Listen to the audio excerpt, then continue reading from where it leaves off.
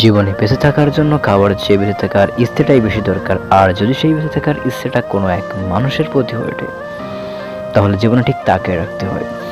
সেই মানুষটাকে মিস করছি মাত্র দিন, তবে আমার কাছে মনে হচ্ছে কত বছর যেন।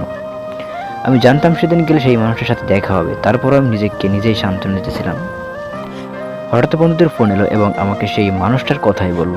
তখন আর আমি নিজেকে আটকে রাখতে পারলাম না, কষ্ট নিয়ে সেই মানুষটাকে এক পলক দেখার আশায়।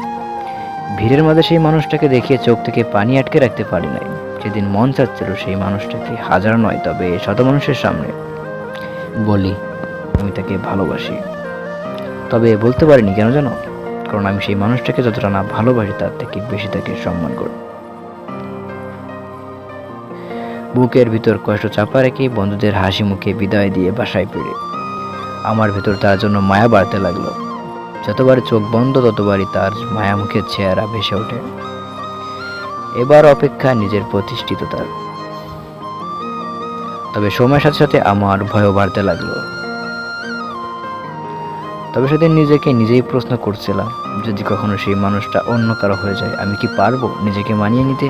নাকি সেদিনই নিজেকে শেষ করে দিয়ে পুরো বিশ্বকে জানিয়ে দেব আমি একটা মানুষকে পাগলের মতন ভালোবাসি, আমার জীবনের থেকেও বেশি ভালোবাসি।